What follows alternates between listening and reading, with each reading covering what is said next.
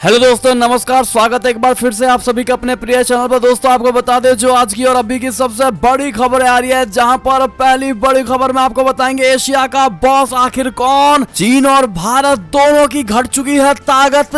अब ये बाहरी मुल्क पहले नंबर पर पहुंच गया है। दोस्तों बताएंगे किस मुल्क में इतनी ताकत है जो इन दोनों देशों यानी भारत और चीन से आगे निकल गया है। दोस्तों बताएंगे, साथ ही आज आपको आगे बताएंगे जहाँ पर हेलीकॉप्टर हादसे को लेकर यानी सीनियर बिपिन रावत जी के आकस्मिक मौत को लेकर दोस्तों चश्मदीदों के फोन की जांच शुरू हो चुकी है। बताएंगे आखिर सबसे पहले कौन बनने वाला है। जांच के लिए सबसे बड़ा मुद्दा साथ ही आपको बताएंगे, जहां ईरानी परमाणु ठिकानों पर इजरायली एयर स्ट्राइक का सबसे बड़ा खुलासा अमेरिका को पहले से थी। इसकी बड़ी जानकारी, जी हाँ दोस्तों, बड़ी और ब्रेकिंग खबर आपको बताने वाले हैं। साथ ही बताएंगे जहां पर अमेरिका के कारण टूट सकती है फ्रांस ग्रीस युद्धपोत का डील। ऑकस के बाद मैक्रो को दूसरा सबसे बड़ा झटका देगा जो बाइडेन। जी हाँ दोस्तों, बड़ी खबर बड़ी जानकारी। साथ ही आपको बताएंगे जहां योगी सरकार के बाद अब सीएम शिवराज ने भी बड़ा ऐलान कर दिया है। दोस्तों किस संक्षेप में ऐलान किया, इसकी पूरी जानकारी आज आपको देंगे। उससे आगे बताएंगे जहां पर राहुल के बयान के बाद ओवैसी का सवाल, क्या यही सेक्युलर एजेंडा है। जी हाँ दोस्तों, हिंदुओं को सत्ता में लाना है। राहुल के इस बयान को लेकर ओवैसी ने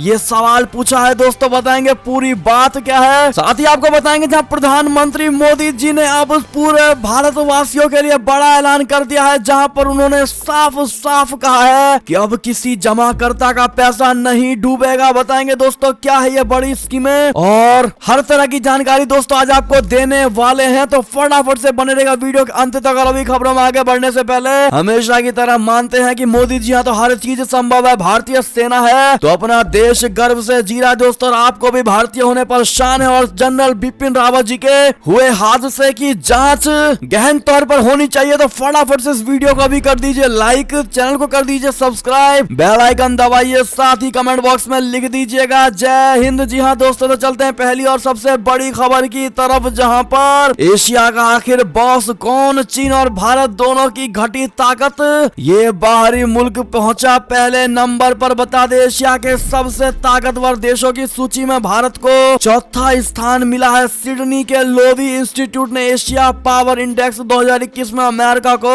लिस्ट में टॉप पर रखा है। दोस्तों हालांकि कोरोना वायरस महामारी और लॉकडाउन के कारण इस साल एशिया पैसिफिक क्षेत्र में चीन और भारत दोनों की पकड़ ढीली पड़ गई है। रिपोर्ट में अमेरिका, चीन और जापान के बाद भारत का नंबर है। दोस्तों भारत को 2020 की अपेक्षा इस साल 2 अंकों का नुकसान भी उठाना पड़ा है, जबकि चीन को 1.5 अंकों का। बता दें रिपोर्ट में कहा गया है कि अमेरिका, जापान और चीन के बाद चौथा सबसे ताकतवर देश भारत कोविड महामारी से सबसे ज्यादा प्रभावित देशों में से एक है और इसकी स्थिति कोविड से पूर्व विकास के स्तरों के मुकाबले डगमगाई है। दोस्तों ऐसे में बड़ी जानकारी बड़ी खबर। ऐसे में अगर आप भी मानते हैं कि भारत अभी भी गलत स्थान पर नहीं है दोस्तों, आखिर इन चारों देशों के टक्कर में हमारा भारत खड़ा है, तो हमें गर्व है हमारे भारत पर। और मोदी जी है तो हर चीज मुमकिन है और कल हम नंबर 1 पर भी होंगे। क्या लगता है दोस्तों, हाँ या ना में जवाब जरूर दीजिएगा। बढ़ते अगली खबर की तरफ, जहां पर हेलीकॉप्टर हादसे को लेकर चश्मदीदों के फोन की जांच शुरू। क्रैश का बनाया था जिसने वीडियो। बता दें तमिलनाडु के कुन्नूर के पास सीडीएस जनरल बिपिन रावत जी के हेलीकॉप्टर हादसे का वीडियो बनाने वाले शख्स का मोबाइल फोन फोरेंसिक जांच के लिए भेज दिया गया है और इस हादसे में सीडीएस जनरल बिपिन रावत और 12 अन्य की मौत हो गई थी। बता दें शादी समारोह की तस्वीरें खींचने और वीडियो बनाने का काम करने वाले कोयम्बटूर निवासी जोय 8 दिसंबर को पर्वतीय नीलगिरी जिले के कटेरी इलाके में अपने दोस्त नजार और उसके परिवार के सदस्यों की तस्वीरें खींचने गए थे। उत्सुकतावश उन्होंने अपने मोबाइल फोन पर हादसे से कुछ मिनट पहले हेलीकॉप्टर का वीडियो रिकॉर्ड कर लिया था और ऐसे में कोहरे में हेलीकॉप्टर के गायब हो जाने का वीडियो सोशल मीडिया पर वायरल भी हो रहा है दोस्तों। और ऐसे में जिला पुलिस ने मामले में जांच के तहत जोय का मोबाइल फोन कोयम्बटूर स्थित फोरेंसिक लैब में भेज दिया है। जी हाँ दोस्तों, ऐसे में अगर आप भी मानते हैं कि गहन तरीके से जांच होनी चाहिए और निष्पक्ष जांच होनी चाहिए, तभी हमारे इस जनरल बिपिन रावत जी की आकस्मिक मौत का बड़ा खुलासा हो पाएगा दोस्तों। तो वीडियो को लाइक जरूर कर दीजिएगा। अगली खबर की बात करें, जहां बिपिन रावत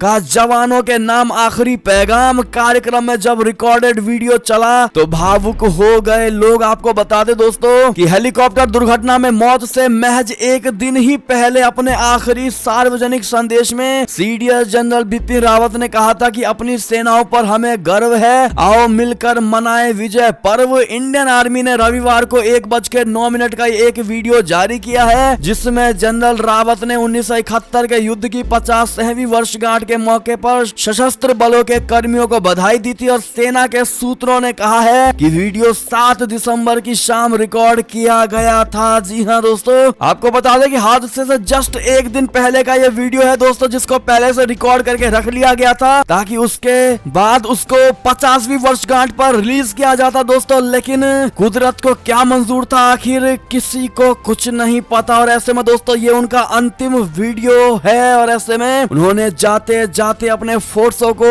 पूरी ताकत और पराक्रम के साथ लड़ने का पैगाम भेज दिया है। जी हाँ दोस्तों, ऐसे में आपकी क्या राय प्रतिक्रिया होगी इनको लेकर बताइएगा जरूर। चलते अगली खबर की तरफ, जहां पर ईरानी परमाणु ठिकानों पर इजरायली एयर स्ट्राइक पर बड़ा खुलासा अमेरिका को पहले से थी दोस्तों। इसकी बड़ी जानकारी बता दें, इजराइल ने इस साल जून में ईरान के परमाणु ठिकाने पर हमले से पहले अमेरिकी अधिकारियों से सलाह मशवरा किया था। इस दौरान इजराइल ने तेहरान के पश्चिम में स्थित एक मिसाइल फैक्ट्री को भी निशाना बनाया था।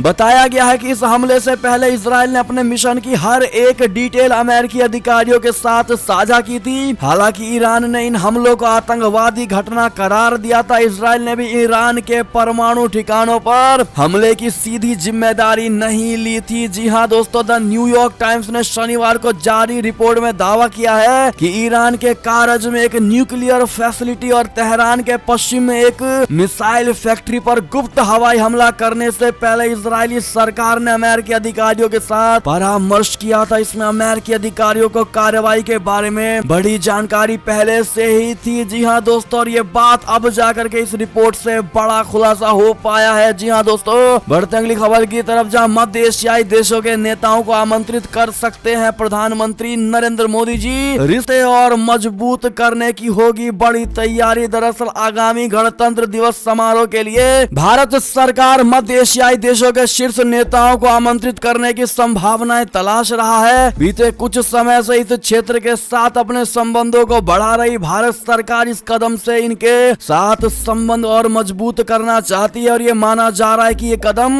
इन देशों में भारत की छवि को और बेहतर बना सकता है। इस घटनाक्रम के बारे में जानकारी रखने वाले लोगों ने रविवार को बताया कि मुख्य अतिथि के तौर पर उज्बेकिस्तान, तुर्कमेनिस्तान, कजाकिस्तान, किर्गिज गणराज्य और ताजिकिस्तान के नेताओं को बुलाने के विकल्प पर चर्चा हो रही है। हालांकि उन्होंने कहा कि अतिथि पर अभी कोई अंतिम फैसला नहीं लिया गया है और अन्य विकल्पों पर भी चर्चा की जा रही है। बढ़ते हैं दोस्तों अगली खबर की ओर, जहां पर अमेरिका के कारण टूट सकती है फ्रांस ग्रीस युद्धपोत की डील। ऑकस के बाद मैक्रो को दूसरा बड़ा झटका देंगे जो बाइडेन। जी हाँ दोस्तों, अमेरिका एक और फ्रांसीसी रक्षा सौदे को तोड़ने की तैयारी में है। जो बाइडेन प्रशासन के निशाने पर इस बार ग्रीस फ्रांस युद्धपोत डील है दोस्तों। फ्रांस ने सितंबर में ही ग्रीस के साथ 3 बेलहर्रा क्लास फ्रिगेट खरीदने के समझौते को अंतिम रूप दिया था। अब अमेरिका ने भी ग्रीस को 9.4 अरब डॉलर की विदेशी सैन्य बिक्री को मंजूरी दे दी है। इस डील के तहत अमेरिका ग्रीस की नौसेना के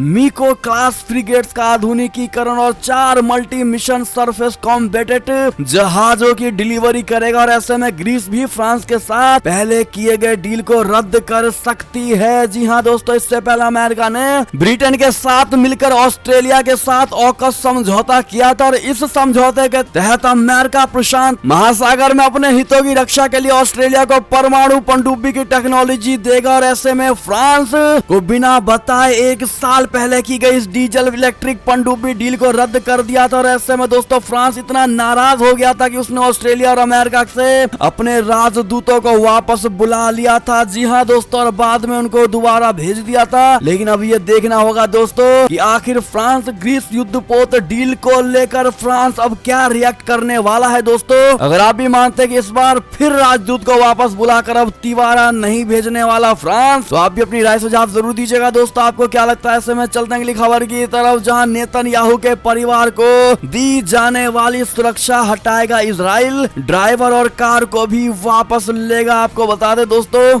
इजराइल की संसदीय समिति ने देश के पूर्व प्रधानमंत्री बेंजामिन नेतन्याहू की पत्नी और उनके वयस्क पुत्रों को अब सुरक्षा मुहैया न कराने के पक्ष में रविवार को मतदान किया और ये फैसला सोमवार से प्रभावी होगा। नेतन्याहू ने कई बार कहा है कि उनके परिवार को जान से मारने की धमकियां लगातार मिल रही हैं और इसके बावजूद समिति ने यह बड़ा फैसला किया है। दोस्तों, नफ्ताली बेनेट ने इजराइल के प्रधानमंत्री पद की जून में शपथ ली थी और इसी के साथ 12 साल से प्रधानमंत्री पद पर काबिज नेतन्याहू का कार्यकाल खत्म हो गया और नई सरकार के लिए अलग अलग विचारधाराओं के दलों ने गठबंधन किया। नेतन्याहू अब विपक्ष के नेता है और उन्हें सरकार की ओर से सुरक्षा मुहैया कराई जाती है। जी हां दोस्तों, बात करें अगली खबर की, जहां पोरबंदर से बड़ी ही चौंकाने वाली खबर आ रही है दोस्तों, जहां नाव पर मिले 2 संदिग्ध कबूतर, पैरों में उनके बंधी थी इलेक्ट्रॉनिक डिवाइस। बता दे, बड़ी ही संदिग्ध और चौंकाने वाली खबर है। मछली पकड़ने वाली एक नाव पर 2 संदिग्ध कबूतर मिले हैं दोस्तों और इन कबूतरों के पैरों में रिंग जैसी इलेक्ट्रॉनिक डिवाइस बंधी मिली है, जिसके बाद गुजरात पुलिस ने डिवाइस की जांच शुरू कर दी है और साथ ही इस बारे में खुफिया विभाग को भी जानकारी दी गई है। दोस्तों, ये मामला गुजरात के पोरबंदर जिले का है। मछली पकड़ने वाले नाविकों ने पोरबंदर पुलिस को बताया कि उनकी नाव पर काम करने वाले एक कर्मचारी को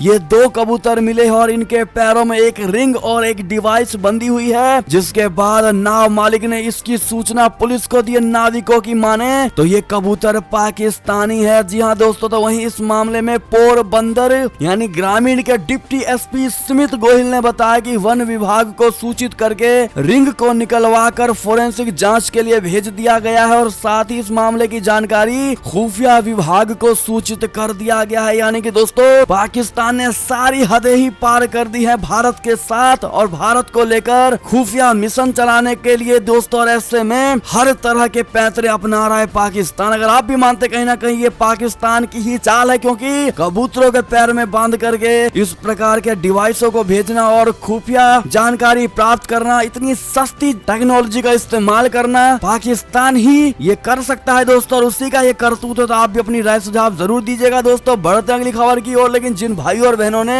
अभी तक इन वीडियो को लाइक नहीं किया दोस्तों, कृपया करके हमारी इस मेहनत को सफल करने के लिए एक लाइक जरूर कर दीजिएगा दोस्तों। बात करें अगली खबर की, जहां पर उइगरों के साथ हो रहे अत्याचारों पर चीन की अब खुलेगी पोल। संयुक्त राष्ट्र ड्रैगन की काली करतूतों वाली रिपोर्ट को करेगा पब्लिश। जी हां दोस्तों, संयुक्त राष्ट्र का मानवाधिकार कार्यालय चीन के शिनजियांग क्षेत्र की स्थिति के अपने आकलन को अंतिम रूप दे रहा है दोस्तों। शिनजियांग क्षेत्र में कथित तौर पर उइगरों को अवैध रूप से हिरासत में रखा गया है। मीडिया रिपोर्ट्स में दावा किया गया है कि यहाँ पर उनके साथ दुर्व्यवहार किया गया और उन्हें काम करने के लिए मजबूर किया गया। चलते अगली खबर की तरफ, जहां पर आखिर अचानक क्यों यूएई जा रहे हैं नफ्ताली बेनेट।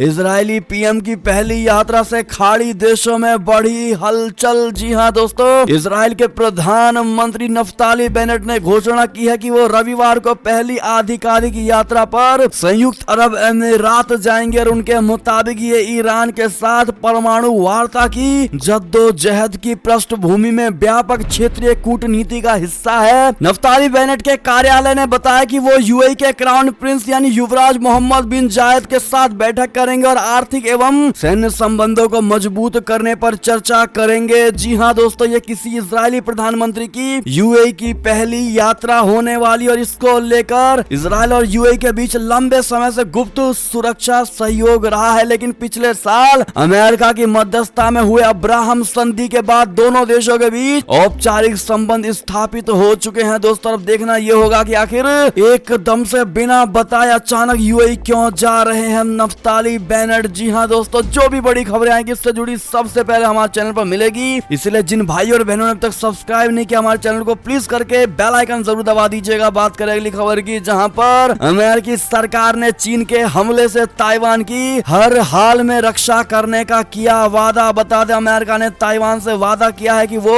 चीन के हमले से उसकी हर हाल में रक्षा करेगा। इसके लिए अमेरिका ने ताइवान के साथ मौजूदा सामरिक करार को और मजबूती दी है। सीनेट की विदेशी मामलों का समिति को सहायक रक्षा मंत्री यानी हिंद प्रशांत एली रेटनर ने बताया कि चीन के संबंध में अमेरिका ने अपनी रक्षा नीति में आमूलचूल परिवर्तन करते हुए ताइवान की सुरक्षा को शीर्ष प्राथमिकता दे दी है। यानी कि अब अमेरिका हाथ धो होकर के चाइना के पीछे पड़ गया है दोस्तों, और उन्होंने साफ कर दिया है कि ताइवान को थोड़ी सी खरोच भी नहीं आनी चाहिए, वरना रिटेलिएट अमेरिका जरूर करेगा, और ऐसा रिटेलिएट करेगा कि चाइना शायद रिटेलिएट करने को बच ही ना पाए। जी हाँ दोस्तों, बढ़ते अगली खबर की तरफ, जहां चीन को खुश करने के चक्कर में अमेरिका को किया नाराज, और अब इमरान खान ने कहा कि अफगानिस्तान के लिए अमेरिका के साथ साझेदारी बहुत जरूरी है। जी हाँ दोस्तों, पाकिस्तान के प्रधानमंत्री इमरान खान ने शनिवार को कहा कि मानवीय संकट यानी ह्यूमैनिटेरियन क्राइसिस और आर्थिक पतन को रोकने के लिए हर संभव उपाय करके अफगानिस्तान में स्थिरता और विकास को बढ़ावा देने के वास्ते अमेरिका और पाकिस्तान के बीच गहरी साझेदारी होनी चाहिए। अमेरिकी सीनेटरों के 4 सदस्यीय प्रतिनिधि मंडल का स्वागत करते हुए खान ने कहा है कि दोनों देशों को आतंकवाद सहित क्षेत्र में सुरक्षा खतरों से निपटने के लिए करीबी सहयोग बनाकर काम करना चाहिए। पहले तो जब अमेरिका ने दोस्तों इमरान खान को मीटिंग के लिए इनवाइट किया था दोस्तों, तो इमरान खान ने मना कर दिया था, और अब अमेरिका के साथ साझेदारी की बात कर रहा है। क्या होगी आपकी राय, सुझाव बताइएगा जरूर। चलते हैं दोस्तों अगली बड़ी खबर की तरफ, जहां पर ग्वादर बंदरगाह को लेकर बलूचों का विशाल काय प्रदर्शन, पाकिस्तान में बर्बाद होंगे अरबों के चीनी प्रोजेक्ट। बता दें, ग्वादर में अरबों रुपए का निवेश करके सीपीईसी के साकार होने का सपना देखने वाले चीन को ग्वादर के लोगों ने 440 वोल्ट का करंट देना शुरू कर दिया है, और अब इमरान सरकार समझ नहीं पा रहा है कि आखिर ग्वादर में लोगों के विशाल काय प्रदर्शन को कैसे रोका जाए और चाइनीज निवेश को लेकर लोगों को कैसे समझाया जाए। नवंबर के दूसरे हफ्ते से सीपीईसी के तहत बनने वाले ग्वादर बंदरगाह की मेगा विकास योजनाओं के खिलाफ बलूचिस्तान के ग्वादर में लगातार विरोध प्रदर्शन हो रहे हैं, और जिसने इमरान सरकार को टेंशन में ला खड़ा कर दिया है। दोस्तों बढ़ते अगली खबर की ओर, जहां पर तुर्की के राष्ट्रपति एर्दोआन ने सोशल मीडिया को बताया लोकतंत्र के लिए सबसे बड़ा खतरा देश में लाने वाले हैं सख्त कानून। बता दे, तुर्की के राष्ट्रपति रजब तैयब एर्दोआन ने शनिवार को सोशल मीडिया को लोकतंत्र के लिए प्रमुख का खतरा बताया है। एर्दोआन की सरकार की योजना ऑनलाइन फैसले वाले फर्जी समाचार और दुष्प्रचार को अपराध की श्रेणी में शामिल करने के लिए कानून बनाने वाली है दोस्तों, लेकिन आलोचकों का कहना है कि प्रस्तावित परिवर्तन बोलने की आजादी पर रोक लगाएगा। और एर्दोआन ने कहा कि जब ये पहली बार आया तो सोशल मीडिया को स्वतंत्रता के प्रतीक के रूप में देखा गया, लेकिन अब ये आज के लोकतंत्र के लिए खतरों के मुख्य स्रोतों में से एक बन गया है। बढ़ते अगली खबर की तरफ, जहां पर प्रधानमंत्री नरेंद्र मोदी जी का ट्विटर अकाउंट हुआ हैक, मिनटों में मच गया हड़कंप। जी हाँ दोस्तों, प्रधानमंत्री नरेंद्र मोदी जी का ट्विटर अकाउंट हैकर द्वारा हैक कर लिया गया, तो उसके बाद रात 2:11 पर इसमें ट्वीट किया गया, और ट्वीट में दावा किया गया है कि भारत ने बिटकॉइन को ऑफिशियली कानूनी मान्यता प्रदान कर दी है, और सरकार 500 बिटकॉइन खरीद कर लोगों को बांट रही है। और ऐसे में उसके बाद दोबारा इस प्रकार का एक और ट्वीट किया गया, और उससे भी कुछ देर बाद डिलीट कर दिया गया। अब पीएमओ ने सभी को यह जानकारी दी है दोस्तों कि उस ट्वीट पर बिल्कुल विश्वास न करे, मोदी जी का अकाउंट हैक कर लिया गया था, और अब सब कुछ नॉर्मल और सामान्य है। जी हाँ दोस्तों, क्या लगता है आपको? अगर आप भी मानते कहीं ना कहीं ये चाइना का ही बड़ा गेम और खेल हो सकता है, तो अपनी राय सुझाव जरूर दीजिएगा। बढ़ते अगली खबर की ओर, जहां पर महबूबा मुफ्ती का बीजेपी पर डायरेक्ट निशाना, कहा डाकुओं की तरह कश्मीर को लूट रहे हैं ये लोग, हमसे घर जमीन नौकरी सब कुछ छीन लिया। जी हाँ दोस्तों, बता दें पीडीपी के युवा सम्मेलन को अधिकारियों ने रविवार को इजाजत नहीं दी, और इसकी अध्यक्ष और पूर्व मुख्यमंत्री महबूबा मुफ्ती को श्रीनगर में नजरबंद कर दिया गया है। और सूत्रों के मुताबिक श्रीनगर के जिलाधिकारी ने महबूबा मुफ्ती के उच्च सुरक्षा वाले गुप्कर रोड स्थित आवास पर पीडीपी द्वारा रविवार को होने वाले युवा सम्मेलन की इजाजत नहीं दी है। जी हाँ दोस्तों, ऐसे में महबूबा मुफ्ती ने बयान दिया और कहा कि कोविड का बहाना लेके उनके कार्यक्रम को रोकने की कोशिश की गई है, हमारा सब कुछ छीन लिया गया है, हमसे घर जमीन नौकरी सब कुछ छीन लिया गया है, डाकुओं की तरह हम काम कर रहे हैं, और ये लोग हमारे पास कुछ भी नहीं रखा हुआ है, लेकिन जम्मू कश्मीर के भले के लिए यहाँ के एजेंडे को हम पूरा करेंगे। ऐसे में दोस्तों, हर बार की तरह मोदी सरकार को घेरने की कोशिश महबूबा मुफ्ती ने की है। दोस्तों, क्या जवाब देना चाहेंगे आप लोग? जहां आप सभी को पता है दोस्तों कि जम्मू कश्मीर में 370 हट जाने के बाद कितने खुश मिजाज वहां के लोग रह रहे हैं दोस्तों, लेकिन महबूबा मुफ्ती अभी भी उस चीज को काउंटर करने में लगी हुई है और मोदी सरकार को घेरने की कोशिश कर रही है। आप जवाब महबूबा मुफ्ती को जरूर देना चाहेंगे तो बताइएगा जरूर दोस्तों, क्या जवाब देना चाहेंगे आप लोग। साथ साथ ही अगली खबर की बात करें जहां पर पाकिस्तान दौरे पर पहुंची वेस्ट इंडीज की टीम के 3 खिलाड़ी हुए कोरोना संक्रमित, जिसके बाद मच गया हड़कंप। दरअसल पाकिस्तान के खिलाफ T20 सीरीज शुरू होने से पहले वेस्ट इंडीज टीम को तगड़ा झटका लगा है। पाकिस्तान दौरे पर पहुंची कैरेबियाई टीम के 3 खिलाड़ियों समेत एक स्टाफ मेंबर कोरोना संक्रमित पाया गया और इन खिलाड़ियों की कोरोना जांच के बाद क्रिकेट वेस्ट इंडीज ने इसकी पुष्टि करते हुए कहा है कि दौरे पर आए दल के 4 सदस्यों कोविड-19 की जांच में पॉजिटिव पाए गए हैं। जी हां दोस्तों, अगली खबर की बात करें जहां अमेरिका ब्रिटेन में कोरोना बढ़ पा रहा है काम। अस्पतालों में वेंटिलेटर्स की भारी किल्लत, जिसके बाद सेना को किया गया है तैनात। जी हां दोस्तों, अगली खबर की बात करें जहां जेपी नड्डा का समाजवादी पार्टी पर डायरेक्ट प्रहार, कहा हम गन्ना और वो जिन्ना की बात करते हैं, अगर अखिलेश यादव होते तो क्या राम मंदिर कभी बन पाता। जी हाँ दोस्तों, बड़े ही बुरे तरीके से कटाक्ष जेपी नड्डा द्वारा अखिलेश यादव पर किया गया है। दोस्तों आप भी जवाब देना जरूर पसंद कीजिएगा, कमेंट में देखते हैं क्या कहते हैं आप लोग। साथ ही अगली खबर की बात करें जहां योगी आदित्यनाथ जी के फैसले के बाद सीएम शिवराज का भी बड़ा ऐलान, कहा शहीद पैरा कमांडो जितेंद्र के बच्चों की पढ़ाई मुफ्त, सरकारी नौकरी और 1 करोड़ सम्मान निधि दिया जाएगा। दोस्तों तमिलनाडु हेलीकॉप्टर हादसे में शहीद पैरा कमांडो जितेंद्र कुमार वर्मा का शव रविवार को मध्य प्रदेश के सीहोर जिले में पैतृक गांव धामंदा पहुंच गया। सीएम शिवराज सिंह चौहान ने भी शहीद के अंतिम दर्शन करने के लिए पहुंचे। इस दौरान सीएम ने ऐलान कर दिया है कि शहीद जितेंद्र के बच्चों की पूरी पढ़ाई का खर्चा सरकार उठाएगी। इसके अलावा 1 करोड़ रुपए मुआवजा और परिवार के एक सदस्य को सरकारी नौकरी दी जाएगी। बड़ा ऐलान और बड़ी राहत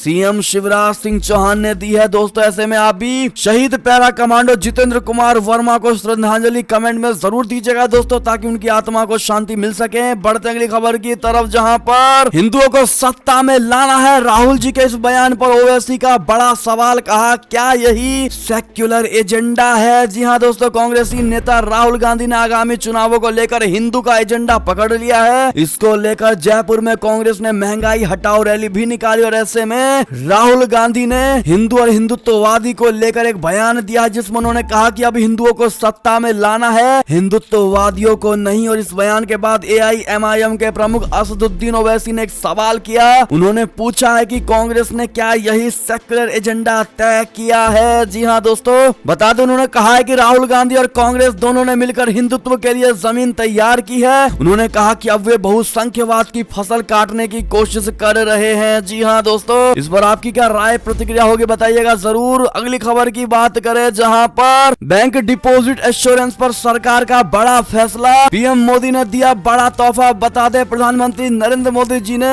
दिल्ली के विज्ञान भवन में depositors first guaranteed time bound deposit assurance payment up to 5 lakh विषय पर कार्यक्रम को संबोधित किया। जमा राशि बीमा के दायरे में भारत में कार्यरत सभी वाणिज्यिक बैंकों से सभी तरह की जमा धनराशियों जैसे बचत, फिक्स्ड, चालू और सावधि जमा आदि को शामिल कर दिया गया है। जी हाँ दोस्तों, आपको बता दें दरअसल पीएम मोदी ने जी का कहना है कि हो सकता है किसी की गलती से बैंक डूब जाए, लेकिन अब किसी जमाकर्ता का पैसा नहीं डूबेगा। यानी कि दोस्तों बैंक डिपॉजिट एश्योरेंस यानी कि भरोसा मोदी जी ने दिला दिया है पूरे भारतवासियों को। बड़ी खबर, बड़ी जानकारी। जी हाँ दोस्तों, आप बेझिझक अपना पैसा बैंक में रख सकते हैं। जी हाँ दोस्तों, साथ ही अंतिम खबर की बात करें जहां दिल्ली का न्यूनतम तापमान 7 डिग्री से नीचे आ गया है। दोस्तों आखिर आपको बता दें आने वाले दिनों में और कितना गिर जाएगा पारा। दरअसल दिल्ली में रविवार को न्यूनतम तापमान 6.4 डिग्री सेल्सियस रहा, जो इस मौसम का अब तक का सबसे कम तापमान है। जी हाँ दोस्तों,